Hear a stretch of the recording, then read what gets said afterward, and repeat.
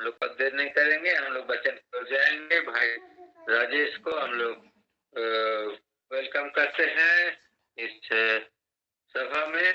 हमारे बीच में परमेश्वर के वचन आज भाई राजेश के द्वारा बांटा जाएगा। उनको परमेश्वर के हाथ में सौंपते हैं हम लोग। भाई राजेश हमारे अगुवाई करें। धन्यवाद अंकल। प्रभु परमेश्वर को धन्यवाद देता हूँ आज के इस अवसर के लिए जो उसने मुझे अवसर दिया। प्रभु को धन्यवाद देता हूँ। और आज हमारे इस ऑनलाइन प्रेयर मीटिंग के लिए भी प्रभु को धन्यवाद देता हूँ। मेरे प्रियो, आज हम एक विषय के ऊपर हम चर्चा करना चाहेंगे। एक विषय के ऊपर अपने ध्यान को कुछ समय केंद्रित करना चाहेंगे और बहुत ही मुख्य विषय है, बहुत ही गंभीर विषय है और ये विषय हमारे लिए बहुत आवश्यक है ना। मुख्य विषय है, गंभीर विषय है और हमारे लिए विषय आवश्यक है। तो हमारा विषय है बहु ईश्वरवाद। हमारा विषय क्या है? बहु ईश्वरवाद। ये जो बहु ईश्वरवाद जो शब्द है, ये अनेक ईश्वरों को पूजने और एक अनेक ईश्वरों का आराधना करने से संबंधित है ना। बहु ईश्वरवाद, जो लोग एक से अधिक ईश्वर को आराधना करते हैं, एक से अधिक ईश्वर का वंदना करते हैं, उसे दंडवत करते हैं, वहां पे हम बहु ईश्वरवादी उन्हें कहते हैं। तो हम इसके विषय में थोड़ा देरी चर्चा करेंगे। ओके।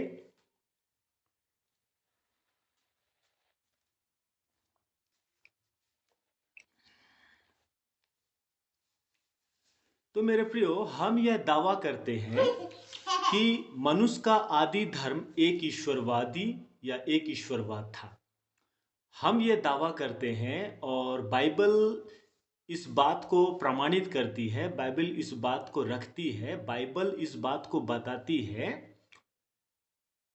और आज हम विश्वासी भी ये दावा करते हैं, मनुष्य का आदि धर्म एक ईश्वरवाद था।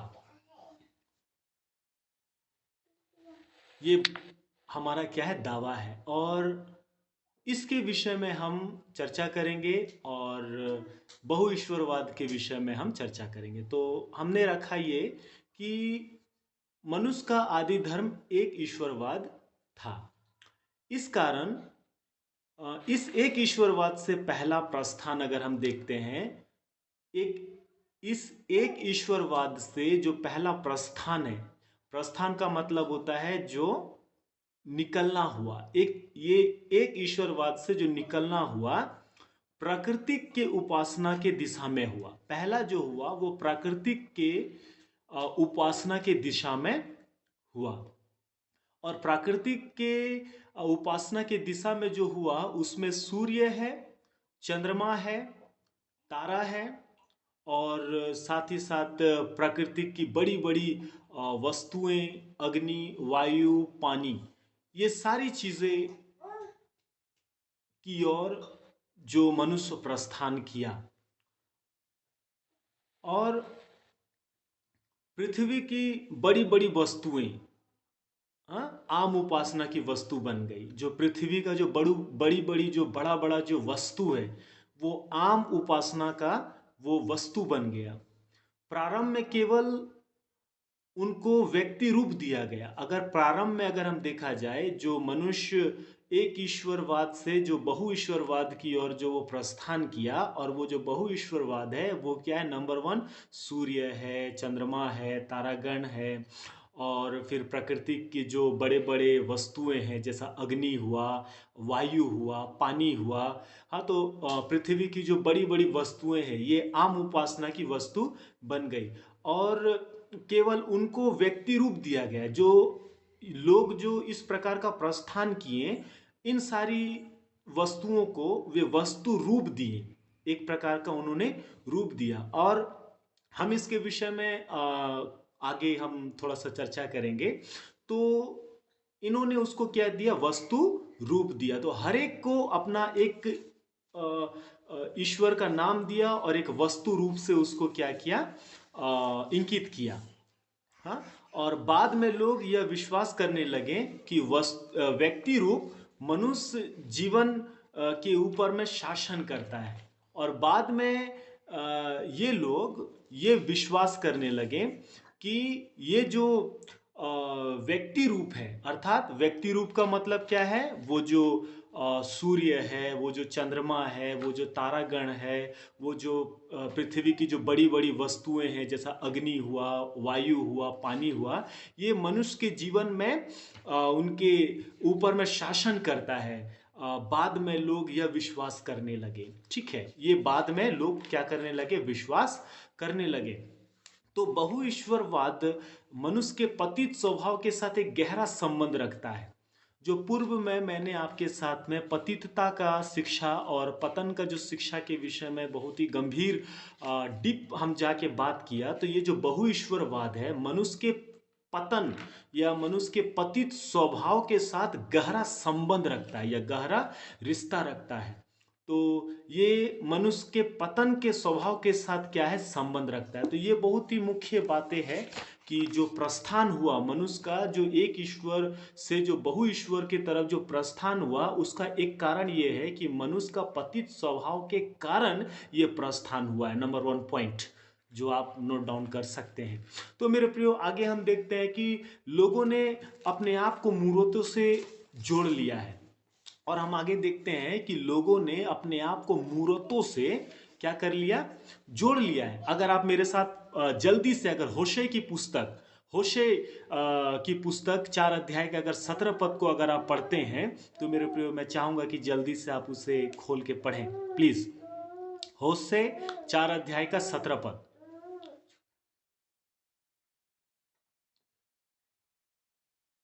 मैया आवाज नहीं करेगी, ठीक है अंकल, आपका माइक ऑफ है।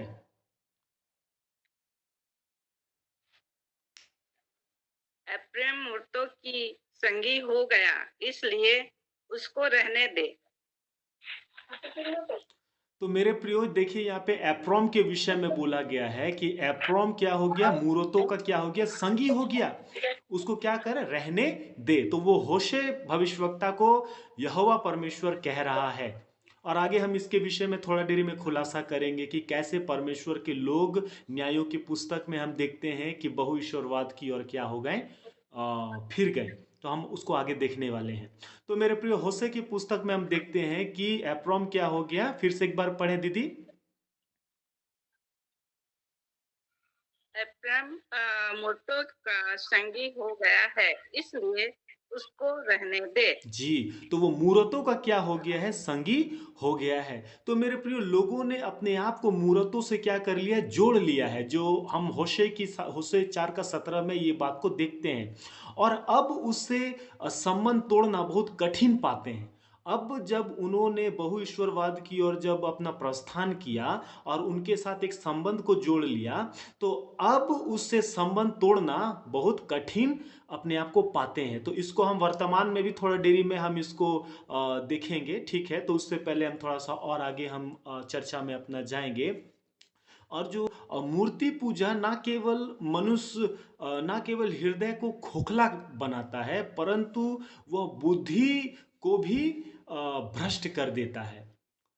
एक चीज हमें जानने की आवश्यकता है, जो मूर्ति पूजा है ना केवल हृदय को खोखला करता है, ये जो मनुष्य का हृदय, ये जो मनुष्य का अंतरात्मा है, मनुष्य का जो हृदय है, उसको वो खोखला बनाता है, परंतु साथ ही साथ वो बुद्धि को भी क्या कर देता है, वो भ्रष्ट कर देता है। तो ये एक बात बहुत बड़ा बात इससे जुड़ा हुआ है, ये मूर्तों के साथ संबंध रखना या मूर्तों का वर्शिप करना या फिर मूर्तों के पीछे चलना। तो ये क्या करता है, मनुष्य के हृदय को खोखला करता है और साथ ही साथ मनुष्य के विवेक को वो भ्रष्ट करता है। ओके, तो हम आगे इसका खुलासा करेंगे, आगे हम जल्दी से हम उससे देखना चाहेंगे। सो मेरे प्रियो, ये बात हमें पौलुस प्रेरित की वाक्यों से स्पष्ट होता है। अब जब रोमी की पत्री उसका 1 अध्याय और 22 और 23 को पढ़ेंगे जल्दी से, तो ये स्पष्ट हो जाएगा कि मनुष्यों ने कैसा कार्य किया और मनुष्य ने अपने आप को बुद्धिमान जताकर मूर्ख बन गए। ये चीज़ को हम देखेंगे। कोई भी एक जन जल्दी से रोमी 1 अध्याय का 22 और 23 पद को पढ़ें जोर से। रोमी 1 अध्याय 22 और 23 पद में ऐसा लिखता है कि वे अपने आप को बुद्धिमान जताकर मूर्ख बन गए और अविनाशी परमेश्वर की महिमा को नाशवान मनुष्य और पक्षियों और चौपायों और रेंगने वाले जंतुओं की मूरत की समानता में बदल डाला। जी हाँ, जो अभी एक्सप्लेन किया गया कि मनुष्य कैसे एक ईश्वरवाद से बहुईश्वरवाद की ओर प्रस्थान किया, जो सूर्य, चंद्रमा, तारा और पृथ्वी की बड़ी बड़ी वस्तुएं, जो अग्नि, वायु, पानी और जो पशुओं की समानता में क्या हो गया, वे प्रस्थान किए। मतलब जीवित परमेश्वर को उसकी समानता में वो लोग क्या कर दिए, बदल डाले। ये पौलुस के पत्री से हमें स्पष्ट होता है, तो इसलिए मुझे ज़्यादा एक्सप्लेन करने की आवश्यकता नहीं है। तो मेरे प्रियो, हम आगे इस चीज़ को देखते हैं कि ये जो बहुईश्वरवाद है या ये जो मूर्ति पूजा है, ये मनुष्य के हृदय को खोखला करता है और साथ ही उसके विवेक को क्या कर देता है, भ्रष्ट कर देता है। उसके विवेक को क्या कर देता है, वो भ्रष्ट कर देता है। वो अपने आप को बुद्धिमान समझकर मूर्ख क्या हो गए, बन गए। तो ये हमें बाइबल बताती है। बाइबल में अन्य जातियों के जो देवी और देवताओं को व्यर्थ की वस्तु कहा गया है। अगर आप उत्पत्ति से लेके पूरे नया नियम तक आप पढ़े हैं, प्रकाशित वाक्य तक, तो आप पुराने नियम में ये शब्द बार बार आप पढ़ोगे, ये शब्द बार बार आपको सुनने को मिलेगा कि पुराने नियम में अन्य जातियों का जो देवी देवता है उसको व्यर्थ की चीजें कहा गया, व्यर्थ की चीजें और घृणित वस्तु कहा गया। बहुत कड़े शब्दों से उसका भर्त्सना किया गया। परमेश्वर बहुत कड़े शब्दों में उसकी क्या किया है, निंदा किया है। तो ये हम जानते हैं। तो ये हम यशायाह की पुस्तक उसका 41 वर्स 24 में भी देख सकते हैं, और 44 चैप्टर और 9 टू 20 वर्स में भी हम इसे देख सकते हैं। तो मैं वो लंबा हो जाएगा पढ़ने के लिए, लेकिन ये सारी चीज़ें हैं। और कभी कभी उन्हें दुष्टात्माओं को दुष्टात्मा के मूर्त रूप भी कहा गया है। कई बार ये जो अच्छा, हम इसे पढ़ते हैं। कई बार बाइबल उनको दुष्टात्मा का मूर्त रूप भी कहता है। ये आप 1 कुरिन्थ उसका 10 का 20 पढ़े। मैं चाहूंगा कि ये वचन आप पढ़ें। 1 कुरिन्थ उसका 10 का 20। 1 कुरिन्थियों 10 अध्याय उसका 20 पद में ऐसा लिखा है कि नहीं, परंतु यह कि अन्य जाति जो बलिदान करते हैं वे परमेश्वर के लिए नहीं परंतु दुष्टात्माओं के लिए बलिदान करते हैं। हाँ, तो ये वचन भी मैं नहीं चाहता। हाँ, आगे। हाँ, ठीक है, थैंक यू। मैं नहीं चाहता कि तुम दुष्टात्माओं के सहभागी हो। धन्यवाद अंकल। तो मुझे नहीं लगता कि इसको ज्यादा एक्सप्लेन करने की आवश्यकता है। पौलुस कहता है कि अन्य जाति जो बलिदान करते हैं वो सोचते हैं कि वो परमेश्वर को बलिदान करते हैं, लेकिन बाइबल पवित्र आत्मा ने पौलुस को ये शब्द लिखने के लिए कहा। हम जानते हैं कि संपूर्ण पवित्र शास्त्र परमेश्वर की प्रेरणा से रचा गया है, इसमें नो डाउट, कोई इसमें संदेह नहीं है ना। तो पवित्र आत्मा ने पौलुस को ये शब्द दिया लिखने के लिए कि वे जो बलिदान करते हैं वे परमेश्वर को नहीं परंतु दुष्टात्मा को बलिदान करते हैं। तो इसीलिए अभी आपको यह कहा गया है, और कभी कभी उन्हें दुष्टात्माओं के मूर्त रूप कहा गया है, जो 1 कुरिन्थ 10 का 20 में हम पाते हैं। हाँ, और हम एक और चीज को हम मेरे प्रियो हम देखना चाहेंगे कि थिस्सलुनी के जो विश्वासी हैं वो मूर्तों से कैसे फिरें कि जीवित और सच्चे परमेश्वर की सेवा करें। आप 1 थिस्सलुनी उसका 1 का 9 पद को जरूर पढ़ें। 1 थिस्सलुनी 1 अध्याय 9 पद।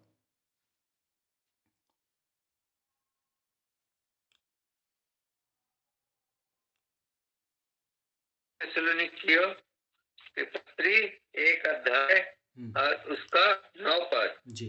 क्योंकि वे आप ही हमारे विषय में बताते हैं कि तुम्हारे पास हमारा आना कैसा हुआ और तुम कैसे मूर्तों से परमेश्वर की ओर फिरे ताकि जीते और सच्चे परमेश्वर की सेवा करो। आमेन, प्रेज द लॉर्ड।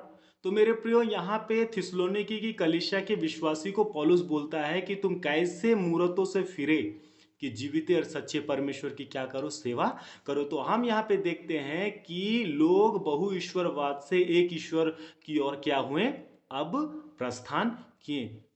सच बात तो ये है कि लोग जो बहुत बार घर वापसी का जो नारा लगाते हैं, घर वापसी का जो चर्चा करते हैं, सच बात तो ये है कि वो क्या हो गए, हाँ, वो सचमुच में अपना घर को छोड़ के पराए घर चले गए हैं। उनको घर वापसी करने की आवश्यकता है, एक ईश्वरवाद को बहु ईश्वरवाद में जाने की आवश्यकता नहीं है। मैं ये क्यों कह रहा हूँ और किस लिए कह रहा हूँ, आप बुद्धिमान है, इशारा काफ़ी है आपके लिए, और मुझे ज़्यादा एक्सप्लेन करने की आवश्यकता नहीं है। इस वर्ड पे आप समझ सकते हैं।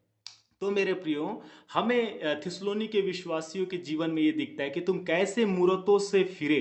तो ये मूरतों के बीच से ये लोग फिरे ताकि जीवित और सच्चे परमेश्वर के पीछे चले और उसकी सेवा करें। और मेरे प्रियो, एक वचन और आपके साथ पढ़ना चाहता हूँ, वो पहला यूहन्ना उसका 5:21 पद को। Uncle please.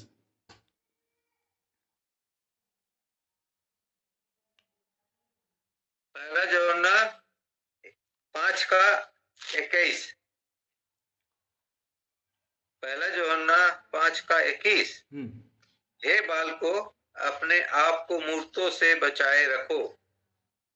तो ये मेरे प्रियो यूहन्ना कह रहा है, यूहन्ना कह रहा है अपने कलीसिया से, और यूहन्ना आज मुझसे और आपसे भी ये कह रहा है कि हे प्रियो, अपने आप को किससे बचाए रखो, बहु ईश्वरवाद से क्या कर रखो, बचाए रखो, अर्थात मूर्तों से क्या करो, बचाए रखो।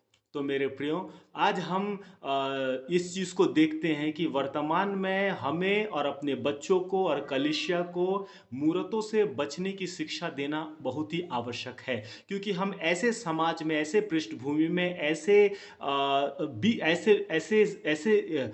परिवेश में रहते हैं जो बहु ईश्वरवाद से क्या हुआ है, भरा हुआ है। तो मेरे प्रियो, हमारे लिए एक बहुत बड़ी शिक्षा है। और आज वर्तमान में जो समय चल रहा है, ये जो दुनिया का जो चकाचौंध है, कई बार हमारे बच्चे, कई बार हमारी पत्नी, कई बार हमारे पड़ोसी, कज़न, हमारे मित्र हमसे कह सकते हैं कि चलो ना थोड़ा इन्जॉयमेंट करके आएंगे, चलो ना ज़रा घूम के आएंगे। तो मेरे प्रियो, ये जो घूम के आना, ये जो इन्जॉयमेंट करके आना, वहाँ पे जाके अपना मतलब खुशी और आनंद को उस भीड़ में खोजना, आप समझ सकते हैं मैं क्या बोलना चाह रहा हूँ और क्यों बोल रहा हूँ और किस विषय में बोल रहा हूँ। निश्चय आप इस चीज़ जान सकते हैं। तो मेरे प्रियो, आज हमारे लोगों में ये देखने को मिलता है, इससे आंख बंद किया नहीं जा सकता। हमारे लोग आज ऐसा काम कर रहे हैं, उनकी ओर आकर्षित हो रहे हैं। मेरे प्रियो, आज हमारे लिए बहुत बड़ी शिक्षा है कि हे प्रियो, अपने आप को मूर्तों से बचाओ। मेरे प्रियो, आज आज हम एक चीज, हम मैंने बोला कि न्यायों की पुस्तक में हम देखते हैं कि परमेश्वर के लोग बार बार मूर्तों की ओर फिरे, बार बार परमेश्वर को छोड़ दिए, और परमेश्वर बार बार उनके बीच में काम करता रहा, बार बार उनको क्या करता रहा, अपनी ओर लेके आता रहा। तो मेरे प्रिय, हमारे लिए एक बहुत कड़ा शिक्षा है वर्तमान में, क्योंकि हम एक ऐसे समाज में रहते हैं, ऐसे परिवेश में रहते हैं जो बहु ईश्वरवाद से क्या हुआ, भरा पड़ा हुआ है। और हमारे लिए एक चुनौती है, हमारे लिए एक चैलेंज है, क्योंकि तू प्रभु अपने परमेश्वर से अपने पूरे मन, अपने पूरे बुद्धि, अपने पूरे प्राण, अपनी पूरी शक्ति से प्रेम करना। हे इस्राएल सुन, यहोवा हमारा परमेश्वर है, यहोवा एक ही है। मेरे प्रियो, हम एक ईश्वरवादी हैं। हम कितने ईश्वरवादी हैं? एक ईश्वरवादी, पिता, पुत्र और पवित्र आत्मा, हम त्रिएक परमेश्वर के ऊपर विश्वास करते हैं, है ना। तो मेरे प्रियो, ये हमारे लिए बहुत इंपॉर्टेंट है कि हम इस बात को बड़ी गंभीरता से लें, और अपने परिवार में, अपने पड़ोसी में, अपने कलीसिया में हम इस बात को बहुत गंभीरता से लें। सो मेरे प्रियो, प्रभु के वचन को मैं यहाँ पे विराम देता हूँ। सो प्रभु आप सबों को बहुत ऐत की आशीष दे इस वचन के द्वारा, और निश्चय हम विचार करें और हम चिंतन मनन करें। ये हमारे लिए बहुत गंभीर विषय है। हम एक ईश्वरवादी है। आप सबों को जय मसीह। प्रभु आशीष दे। Over to प्रमाणिकन।